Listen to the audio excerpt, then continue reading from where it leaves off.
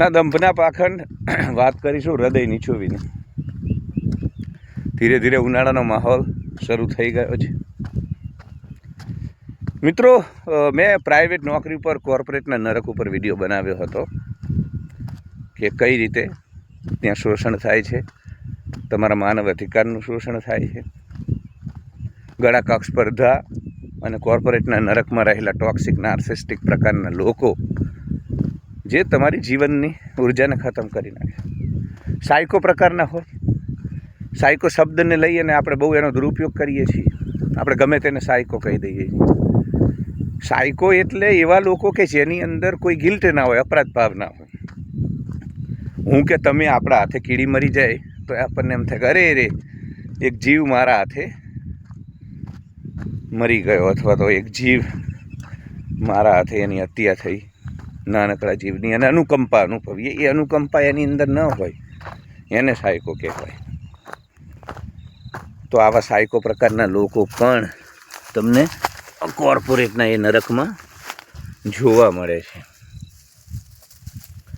ત્યાં તમારી રજાઓ કાપવામાં આવે, ઘણું બધું કરવામાં આવે. તો આના ઉપર મેં એક વિડીયો બનાવ્યો હતો. હવે આજે એ પછી ઘણા આપણા પરિવારના લોકોની કમેન્ટ આવેલી કે કોર્પોરેટનું નરક તો બરાબર છે, પણ સરકારી નોકરીમાં પણ એટલી જ તકલીફ છે. સરકારી નોકરીમાં પણ કંઈ ઘી કેળા નથી. પહેલાંની જે માનસિકતા હતી કે સરકારી જમાઈ એક વખત થઈ જાઉં પછી તો જલસા જ જલસા અને પછી કોઈ તકલીફ નથી, એ સમાનો હવે નથી રહ્યો. તો મેં કહ્યું મને સમજું છું, એ તો આ જે બ્લુ પિલ સોસાયટી છે, સમાજ છે, એ આ બધી મહત્તા ઊભી કરીને બેઠી છે નોકરીઓની, ખાસ કરીને સરકારી નોકરી. કોઈને સરકારી નોકરી મળે એટલે એને જે અહોભાવથી લગ્નના તંબુમાં સ્વીકારવામાં આવે, જાતિ સમાજના મેળાવડામાં સ્વીકારવામાં આવે. એટલે હું તો જાણું જ છું કે કયા પ્રકારનું અને કેટલી હદનું શોષણ ત્યાં પણ છે. એટલે આજે મને સરકારી નોકરી ઉપર મારે વિડીયો બનાવવાનો. મારા મિત્રો જે 20 વર્ષ પહેલાં મારી સાથે પહાડોમાં આવતા, મારા મિત્રો જે મારી સાથે ઋષિકેશની ગલીઓમાં તપોવનમાં રહેતા, એ બધા ક્લાસ 1 to ઓફિસર બન્યા. અને એમની જીવન ઉર્જા છે ને એ છિન્ન ભિન્ન છે. આપણને બહારથી બધું આ રળિયામણું લાગે. રાજકારણીઓનું દબાણ, ઉપરી અધિકારીઓનું દબાણ, પોલીસમાં તો તમે સેન્ડવિચ થઈ જાઓ. એક તરફ પબ્લિકને તમે ખોટા લાગો, એક તરફ રાજકારણીઓના આદેશનું પાલન કરવાનું. અને તમે જો સજાગ ન હોય તો તમે બલીનો બકરો બની જાઓ, કાયદો અને વ્યવસ્થાનું પાલન કરાવતા. હમણાં તમે જોયું કે પેલું સર કે કશુંક જે આધાર કાર્ડમાં ચેન્જીસ, વોટર આઈડીમાં સુધારણા, એ વખતે શિક્ષકોએ તો જીવનનો અંત કરી નાખ્યો. એટલું એમને કામનું બર્ડન આપવામાં આવ્યું. એટલે સરકારી નોકરીમાં પણ કોઈ શોષણ નથી એવું નથી. નોકરીની આ જે આખું વ્યવસ્થાપન છે એ જ જીવનની સ્વતંત્રતાને ચૂંટવી લેવું છે. એ અલગ વસ્તુ છે કે સમાજ એને મહત્ત્વ આપે છે.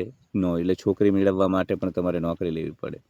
મૂડીવાદી વ્યવસ્થાઓમાં તમે ફસાયેલા હોય છો, મારી જેમ મુક્ત નથી થયા, ઓફ ગ્રીડ નથી થયા, એટલા માટે પણ તમારે આ વ્યવસ્થાઓની અંદર બિલ્સ પે કરવા માટે નોકરી કરવી પડે. બધી વાતોનો સ્વીકાર કરું છું, અવાસ્તવિક વાત નહીં કરું. એટલે કરવી પડે અને કરતા રહેજો. પણ નોકરી ક્યારેય આદર્શ ન હોઈ શકે. તમારું જે સિસ્ટમ છે ને, તમારું ચિત્ત, તમારી વ્યવસ્થાઓ એ બની નથી. એઝ અ હોમોસેપિયન્સ તમે લાખો વર્ષ સુધી ભાલો લઈ અને તમારા મારા પૂર્વજો શિકાર કરવા દોડ્યા છે. તો બેસવા માટે આ શરીર બન્યું નથી 9-10 કલાક. શરીર તમે જુઓ, વર્ટિકલ એનું ડેવલપમેન્ટ છે. એટલે સેડિટેરિયન જોબ આપણા શરીર માટે નથી બનેલી. અત્યારે તો 8-9 સેકન્ડ જ અટેન્શન સ્પાન છે હવે તો. પણ વધુમાં વધુ આપણે 45 મિનિટ સુધી જ આપણા ધ્યાનને કોઈ એક વસ્તુ ઉપર એકત્રિત કરી શકીએ. એટલે જે આ ઓફિસના 9 કલાક ને હવે 9 થી 5 નહીં, પણ એ 9 થી 7-8 કલાક સુધી જ શોષણ હોય છે પ્રાઇવેટ નોકરીઓમાં. તો એના માટે બનેલા નથી. પણ ઠીક છે, મૂડીવાદી રાક્ષસ કન્ઝ્યુમરિઝમ એનો સેનાપતિના બધાએ મળીને જે વ્યવસ્થા ઊભી કરી છે, એમાં તમે જાગૃત નહીં હોય અને તમે નહીં કરી શકો. એના માટે હિંમત જોઈએ, સાહસ જોઈએ, આખી આ વ્યવસ્થાઓની ચુંગાલમાંથી નીકળવા માટે. પણ કમસે કમ ન નીકળી શકો ત્યાં સુધી તમારા માનવ અધિકારોનું રક્ષણ કરજો મિત્રો. કોઈ પણ નોકરી હોય ત્યાં તમારા માનવ અધિકારોને દબાવવામાં આવે, તમારી રજાઓ કાપવામાં આવે તો એ બાબતે જાગૃતતા કેળવજો. તમારું કોઈને શોષણ ન કરવા દેશો.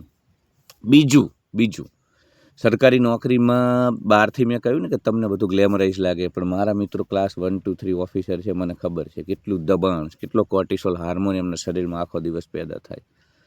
સતત દબાણમાં મુખ તો મારી ઉંમરના છે, અત્યારે સાહેબ 60 વર્ષ જેટલા ઘરડા લાગે, શરીર શિથિલ થઈ ગયું છે, ચહેરો આખો એમનો જે ચહેરા ઉપર તેજ હતું એ ક્યાંક ને ક્યાંક ગુમ થઈ ગયું છે. એટલે ઉજળું એટલું બધું દૂધ નથી હોતું. એટલે નોકરી ક્યારેય આદર્શ ન હોઈ શકે મનુષ્ય જીવન માટે. સ્વતંત્રતા માટે આપણું આખું સનાતનનું 7000 વર્ષની જે યાત્રા છે, તમને અહીંયા જીવન મુક્ત રાખવા માટેનો પ્રયાસ છે, સ્વતંત્ર રહેવા માટે. ભારતમાં કૃષિ પ્રધાન વ્યવસ્થાઓ એટલા માટે જ સૌથી વધુ છે. ચીન પણ આપણા જેવડો, એના કરતાં અહીંયા એટલા માટે વધુ ગંગાના મેદાની પ્રદેશોમાં કે આપણા ઋષિમુનિ અને આપણા પૂર્વજોને ખબર હતી કે ભાઈ તમે ખેતી આધારિત વ્યવસ્થાઓની અંદર જ તમે મુક્ત રહી શકશો, સ્વતંત્ર રહી શકશો, તમારી કળા વિકસી શકશે, તમારી અંદર જે ક્રિએટિવિટી આજે કોઈનામાં ક્રિએટિવિટી તમને દેખાતી જ નથી. માણસો બધા યંત્રવત છે. તમારી આજુબાજુ લોકો જુઓ તો તમને બધા યંત્રવત લાગશે. બસ જાગે, રોબોટની જેમ દોડે. પહેલાં આવા લોકો નહોતા 100-200 વર્ષ પહેલાં ભારતમાં. ક્રિએટિવ, કોઈ સારો સંગીતકાર હોય, કોઈ સારો ગાયક હોય, કોઈ સારું ગદ્ય લખતો હોય, કોઈ સારું પદ્ય લખતો હોય, કોઈને તત્વજ્ઞાનનું જ્ઞાન હોય. તો અલગ અલગ પ્રકારના તમને એવા 32 લક્ષણા 16 કળા સંપન્ન પુરુષો જોવા મળતા હતા, મહિલાઓ પણ જોવા મળતી. આ વ્યવસ્થાઓમાંથી જ આપણને ગાર્ગી, મૈત્રી, કાત્યાયની, લોપામુદ્રા જેવી મહિલાઓ મળી.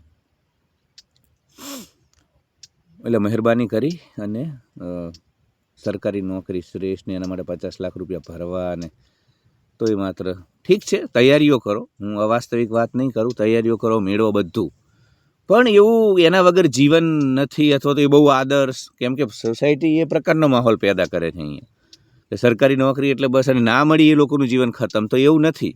150 કરોડનો દેશ છે, 5% લોકોને જ સરકારી નોકરી, 95%ને બીજા કાર્યો કરવા પડશે. અને નોકરીઓ, કોઈ પણ પ્રકારના વ્યવસાયો માત્ર સાધન છે આ વ્યવસ્થાઓમાં શરીરને ટકાવવા માટે, અહીંયા સારી રીતે પાર પડી જવા માટે.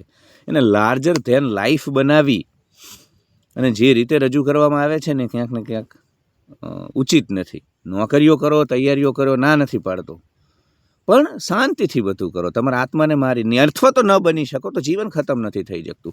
એ નોકરીઓ, એ સમાજનું માનપાન, વેલિડેશન, અપ્રુવલ, સર્ટિફિકેટ, એની તમારે જરૂર નથી. મળે તો ઠીક છે, નહીં તો પૃથ્વીને 1000 આંચળ છે, ગમે ત્યાંથી થાય અને આપણી જાતને પુષ્ટ કરી લઈશું. મિત્રો, સહયોગ કરજો. ઘણા બધા લોકોના આર્થિક સહયોગથી જ મારી ચેનલો ચાલી રહી છે. ડિસ્ક્રિપ્શનમાં વિગત આપીશ. તમે કાઉન્સિલિંગ કોડ પણ લઈ શકો છો. તમારા જીવનની કોઈ પણ સમસ્યા વિશે મારી સાથે 1 કલાક વાત કરી શકો છો. એ બધી જ વિગત મૂકું છું. બાકીના લોકો લાઈક કરે, શેર કરે, સબસ્ક્રાઈબ કરે, ઘંટડી ઓન કરે, વિડીયો હાઈપ કરે, મને સહયોગ કરે. Love you.